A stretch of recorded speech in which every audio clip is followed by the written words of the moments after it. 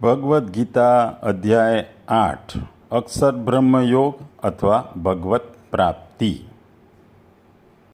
જિંદગીમાં કોઈ પણ વસ્તુ એચીવ કરવા કે પામવા માટે તમારે પરિશ્રમ કરવો પડે.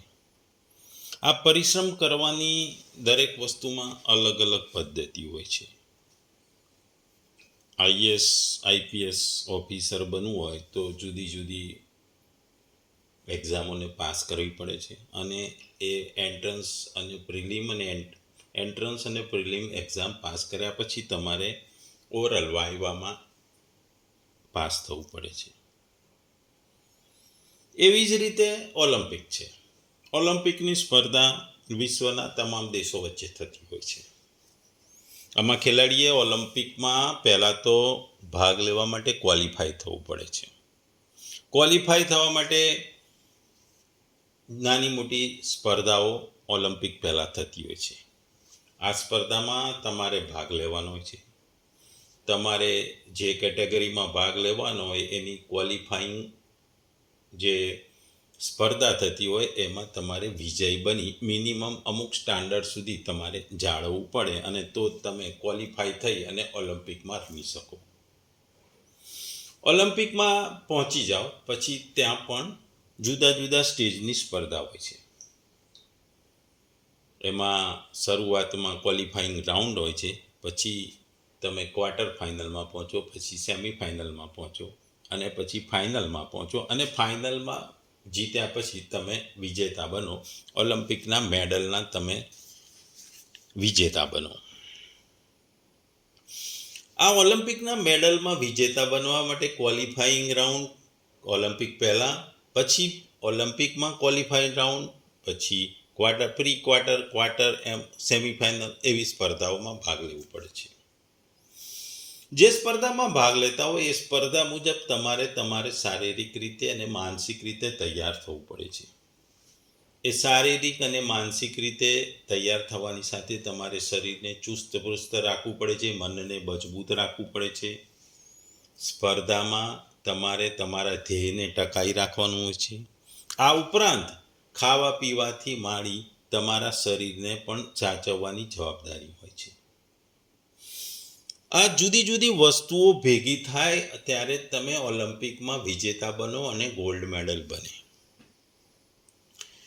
એટલે ગોલ્ડ મેડલ મેળવવા માટે કેટલી બધી વસ્તુઓ કરવી પડે છે.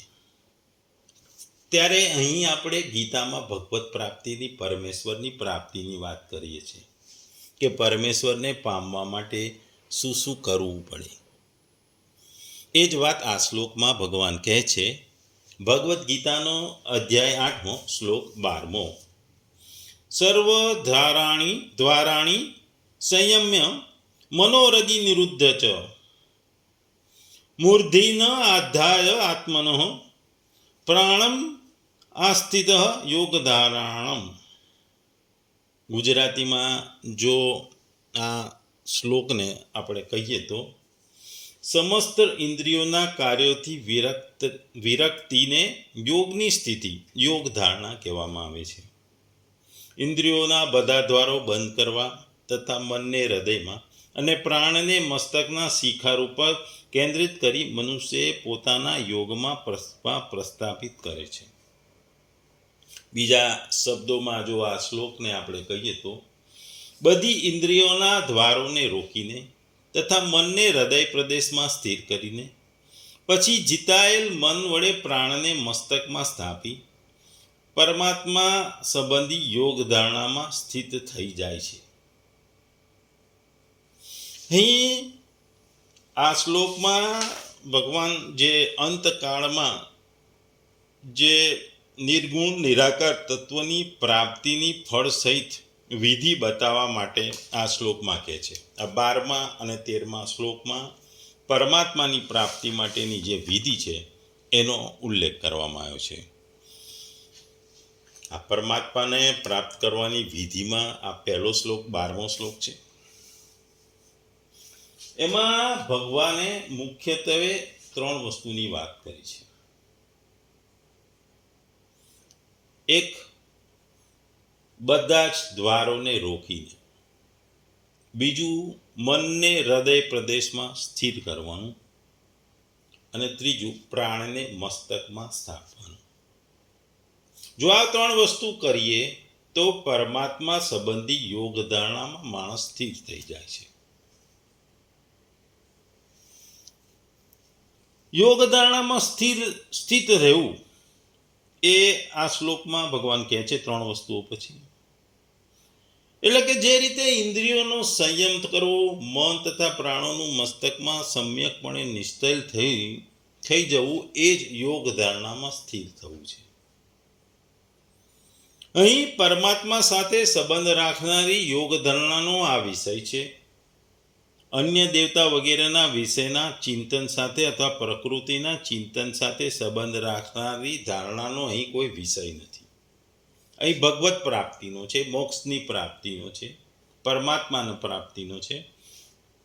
એ જ માટેના યોગની વાત કરવામાં આવી છે.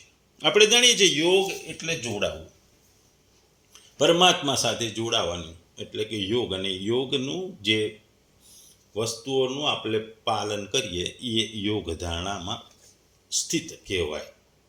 અહીં જે આપણે 3 વસ્તુની વાત કરી, અહીં પહેલી વસ્તુ છે કે બધા દ્વારોને રોકવા. આપણે જોઈએ છે કે શરીરમાં 9 દ્વારો આવેલા છે, જે આગલા અધ્યાયોમાં આપણે વાંચ્યું સમજ્યું. 7 ઉપરના છે, 2 નીચેના દ્વારો છે. આપણે જાણીએ છીએ કે આ દ્વારો દ્વારા આત્મા બહાર જતો હોય છે, શરીરને છોડતો હોય છે, એવું આપણે શાસ્ત્રોમાં કીધેલું છે. આ દ્વારોને બંધ કરવાના. બંધ કેવી રીતે કરવાના? આ દ્વારોથી આપણે શું પામીએ છીએ? આ દ્વારો છે આંખ છે, નાક છે, કાન છે, મુખ છે. આ બધા દ્વારો મૂળભૂત રીતે આપણી જે ઇન્દ્રિયો છે એની જોડે સંકળાયેલા હોય છે. અને આ ઇન્દ્રિયોના સાથે જોડાયેલા રહેવાથી ઇન્દ્રિયોને કારણે આપણને જે વસ્તુઓનો પ્રેમ થાય છે, વસ્તુનો ભોગની ઈચ્છા થાય છે, આ ઇન્દ્રિયોને કારણે થાય છે. આ ઇન્દ્રિયોના કારણે ભોગ કામનાઓની ઈચ્છા થાય છે, મનોકામનાઓ થાય છે. અને આ મનોકામનાઓ માણસને અધપતન તરફ લઈ જાય છે, જે આગળ આપણે કેટલાય અધ્યાયમાં વાંચ્યું, ભણ્યા, સમજ્યા. અહીં ભગવાન કહે છે કે સગળી ઇન્દ્રિયોના દ્વારોને સંયમ કરી લે અથવા સંયમ કરીને, અર્થાત શબ્દ છે, સ્પર્શ છે, રૂપ, રસ અને ગંધ, આ 5 વિષયોથી શ્રોત્ર, ત્વચા, નેત્ર, રસના અને નાસિકા, આ 5 જ્ઞાનેન્દ્રિયોને તથા બોલવું, ગ્રહણ કરવું, ચાલવું, મૂત્રત્યાગ અને મળત્યાગ, આ 5 ક્રિયાઓથી વાણી, હાથ, ચરણ, ઉપસ્તક અને ગુદા, આ 5 કર્મેન્દ્રિયોને સર્વથા હટાવી લે છે. એનાથી ઇન્દ્રિયો પોતાના સ્થાનમાં રહે છે. અહીં ભગવાન 5 જ્ઞાનેન્દ્રિયો અને 5 કર્મેન્દ્રિયો, આ 10 ઇન્દ્રિયોના વિષયની વાત કરે છે. આ 10 ઇન્દ્રિયો દ્વારા વિષયોનું જે ગ્રહણ થાય છે તેથી તેમને દ્વાર કહે છે. આ ઉપરાંત તેમના રહેવાસના સ્થાનો ગોલકોને પણ દ્વાર કહે છે. આ ઇન્દ્રિયોને બાહ્ય વિષયોમાંથી હટાવી, અર્થાત જોવું, સાંભળવું વગેરે સઘળી ક્રિયાઓ બંધ કરી, સાથે સાથ ઇન્દ્રિયોના ગોલોકોને અર્થાત દ્વારોને પણ રોકીને ઇન્દ્રિયોને અંતર્મુખ કરી લેવી, એ જ બધા દ્વારા સંયમ કરવાનું છે. અને યોગમાં અથવા યોગ શાસ્ત્રમાં પ્રત્યાહાર કહે છે.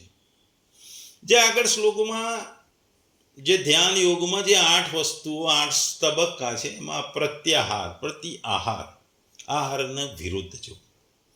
આહાર એટલે કે ખાવું એટલું નહીં, પણ શરીરને મળતી તમામ વસ્તુઓ, આંખથી દેખવું, નાકથી સાંભળવું, કાનથી સાંભળવું, આંખથી જોવું, નાકથી સૂંઘવું, મોઢાથી ચાખવું, સ્વાદપણો, ત્વચાથી સ્પર્શથી, ત્વચાથી ફિલિંગ કરવી, આ બધી જ વસ્તુઓનો ત્યાગ કરો. તમામ દ્વારોને નો ત્યાગ કરો. તમામ કર્મેન્દ્રિયો 10 5 જ્ઞાનેન્દ્રિયોને 5 કર્મેન્દ્રિયોનો ત્યાગ કરવો, અને 9 દ્વારોને પણ ત્યાગ કરવો, એને પોતાના કંટ્રોલમાં કરી દેવા. કે અંદરથી બહાર, બહારથી અંદર ના જાય, અને ઇન્દ્રિયો પર સંપૂર્ણ કાબુ. એટલે કે જે આહાર છે એનો આપણે સંપૂર્ણ ત્યાગ કરો. આ તમામ પ્રકારના આહારનો ત્યાગ કરો, એને આપણે પ્રત્યાહાર કહીએ છીએ. યોગ શાસ્ત્રના એક જે ધ્યાન અને સમાધિ સુધીના પહોંચવા માટે પ્રત્યાહાર ખૂબ જ જરૂરી છે. એ પ્રત્યાહારની આ શ્લોકમાં ભગવાન વાત કરે છે. મૂળભૂત આ શ્લોકમાં કહેવાનો મતલબ એ છે કે જુદી જુદી ક્રિયાઓ છે, જુદી જુદી ક્રિયાઓ છે, દ્વારો છે, પ્રાણને અને હૃદયને સ્થિર કરીને જે ત્રીજી ઇન્દ્રિય દિવ્ય પ્રકાશ લેવાનો, જે ત્રીજી આંખ છે એનો પ્રકાશ લેવાની વાત છે. દિવ્ય પ્રકાશ, જે ત્રીજી આંખ આપણે કહે છે એનો દિવ્ય પ્રકાશ લેવાની વાત છે. આગળ આ શ્લોકમાં ભગવાને બીજી વસ્તુ કહ્યું છે કે મનનો હૃદયમાં જ નિરોધ કરી લેવો, અર્થાત મનને વિષયો તરફ ન જવા દેવું. એથી મન પોતાના સ્થાન હૃદયમાં રહેશે. અહીં હૃદય ને કયા સ્થાનને કહેવામાં આવ્યું છે? મનને હૃદયમાં સ્થિર કરવાનું કહ્યું છે. નાભી અને કંઠની વચ્ચેનું સ્થાન એ હૃદય કમળ છે, અને જે મન અને પ્રાણીઓનું નિવાસ સ્થાન માનવામાં આવે છે તે હૃદયેશ છે. અને આમ તેમ ભટકનારા મનને સંકલ્પ વિકલ્પોથી રહિત કરીને હૃદયમાં નિરુદ્ધ કરવું, એને જ મનને હૃદયમાં સ્થિર કરવાનું કહેવામાં આવ્યું છે. આગળ ત્રીજી વસ્તુ, પ્રાણોને મસ્તકમાં ધારણ કરી લેવામાં આવે, અર્થાત પ્રાણો ઉપર પોતાનો અધિકાર પ્રાપ્ત કરી 10 દ્વાર દ્વારા બ્રહ્મરંધ્રમાં પ્રાણોને રોકી દેવાની વાત છે. મનને હૃદયમાં નિરુદ્ધ કર્યા પછી પ્રાણોને ઉર્ધ્વગામી નાડી મારફત હૃદયથી ઉપરથી ઉઠાવીને મસ્તકમાં સ્થાપિત કરવાનું. આમ કરવાથી પ્રાણોની સાથે મન પણ ત્યાં જઈને સ્થિત થઈ જાય છે. અને આ બધું જ ત્રણેય વસ્તુ કર્યા પછી તમારે દિવ્ય પ્રકાશ, એ જે ત્રીજી આંખ તરફ ધ્યાન કેન્દ્રિત કરવાનું છે. આ ધ્યાન કેન્દ્રિત કરવાથી આપણને મોક્ષ તરફનો માર્ગ સરળ થાય છે, ભગવતની પ્રાપ્તિ થાય છે. માત્ર અંત સમયે આ વસ્તુ કરવાનું ભગવાન કહેતા નથી. જો તમે અંત સમયે કરશો તો પણ ભગવત પ્રાપ્તિના ચાન્સ વધી જાય છે. પણ ભગવત પ્રાપ્તિ કરવા માટે આ તમારે પ્રેક્ટિસ કરતા જ રહેવું પડે. કારણ કે જો પ્રેક્ટિસ તમે કરતા રહો, કાયમ એનો અભ્યાસ કરતા રહો, તો અંત સમયે પણ તમને આ વસ્તુ જલ્દી યાદ આવશે અને તમે જલ્દીથી કરી શકશો અને તમે ભગવત પ્રાપ્તિ કરી શકશો. આપણે જોઈએ છે કે ઓલિમ્પિકમાં દોડની સ્પર્ધા હોય કે ઊંચા કૂદકાની કે લાંબા કૂદકાની હોય, એ વ્યક્તિએ હંમેશા અભ્યાસ કરતા રહેવું પડે છે. જો એ અભ્યાસનો ત્યાગ કરી દે તો એ ઓલિમ્પિકને અંતિમ સ્પર્ધામાં ભલે ક્વોલિફાય થયો હોય, પણ જો એ અભ્યાસને મૂકી દે તો એ ઓલિમ્પિકમાં એનું સારું પરફોર્મન્સ કરી ના શકે. આપણે ગુજરાતીમાં કહે છે કે દશેરાને દિવસે ઘોડું ના દોડે. એટલે અણીના સમયે એ સ્પર્ધામાં જીતી ના શકે. એટલે માટે એને અભ્યાસ કરતા રહેવું પડે, હંમેશા અભ્યાસ કરવું પડે. ઓલિમ્પિકનો મેડલ લેવો હોય કે અહીંયા ભગવત પ્રાપ્તિની વાત હોય, અંત સમયે ભગવતની પ્રાપ્તિની હોય કે ઓલિમ્પિકનો મેડલ હોય, કે જીવનમાં કોઈ પણ વસ્તુમાં હોય. કારણ કે પ્રેક્ટિસ મેક મેન પરફેક્ટ. પ્રેક્ટિસથી જ, અભ્યાસથી જ માણસ પરફેક્ટ બને છે, એ કહેવામાં આવ્યું છે. માણસને અભ્યાસ કરતા જ રહેવું પડે છે. જ્યાં પછીને ભલે એ સ્પોર્ટ્સનો હોય, ભણવાનો હોય, કે પછી આ ભગવત પ્રાપ્તિ માટે યોગનો હોય. આ યોગના અભ્યાસ કરતા કરતા તમે આગળ વધી શકો, ભગવત પ્રાપ્તિ કરી શકો. કારણ કે ઇન્દ્રિયો વિષય, જે જ્ઞાનેન્દ્રિયો છે ને કર્મેન્દ્રિયો ઉપર કંટ્રોલ કરવો ખૂબ જ અઘરું છે. કારણ કે મનુષ્યનું મન પણ અઘરું છે, કારણ કે એ ચંચળ છે. એટલે મનને પણ હૃદયમાં સ્થિત કરવું અઘરું છે અને ઇન્દ્રિયોને પણ કાબૂમાં રાખવું ખૂબ જ અઘરું છે. આ મનને સ્થિર કરવાનું અને ઇન્દ્રિયો પર કાબૂ મેળવવા માટે તમારે અભ્યાસ કરતા રહેવું પડે છે, એની પ્રેક્ટિસ કરતા રહેવું પડે છે. એટલે તમે જો ઇન્દ્રિયોને કાબૂમાં લેવું હોય તો તમારે એ વસ્તુઓ ઉપર કાબૂ મેળવે છે. ઇન્દ્રિયો 5 કર્મેન્દ્રિયો 5 જ્ઞાનેન્દ્રિયો ઉપર કાબૂ મેળવવાનું હોય છે અને દ્વારોને પણ બંધ કરવાનું હોય છે કે જેના દ્વારા ઇન્દ્રિયોની આપલે થતી હોય છે. જો તમે આમ કરી શકો તો જ તમારું મન, જે ચંચળ મન હતું, ઇન્દ્રિયોના આસક્તિ હોય છે, ઇન્દ્રિયો ભોગો વિશે જે આસક્તિ હોય એનાથી દૂર ભાગે તું મન જે એનાથી ચંચળ બનેલું છે, મન ધીરે ધીરે હૃદયમાં સ્થિર થઈ જાય છે. આ હૃદયમાં સ્થિર મન થાય ને પછી આ જીતેલું મન પ્રાણને પણ, જે પ્રાણ છે એને પણ મસ્તકમાં સ્થિર કરવામાં ખૂબ જ સરળ બનાવે છે. એટલે ઇન્દ્રિયોનું કાબુ, મનને હૃદયમાં સ્થિર અને એના પછી પ્રાણને મસ્તકમાં સ્થિર કરી આ 3 વસ્તુ કરવી એ યોગ ધારણામાં સ્થિર થવું કહેવામાં આવ્યું છે. યોગ કરવા માટે યોગ ધારણામાં સ્થિર થવું એ વસ્તુ કહેવામાં આવી છે. ટૂંકમાં યોગાભ્યાસ કરવાની વસ્તુ છે.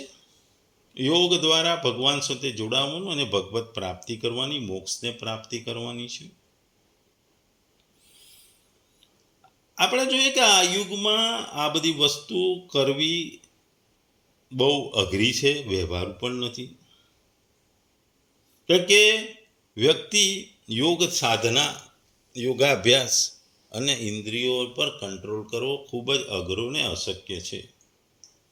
એટલા માટે ભગવત પ્રાપ્તિ માટે આજના જમાનામાં ભક્તિ યોગની વ્યાખ્યા અલગ કરવામાં આવી છે.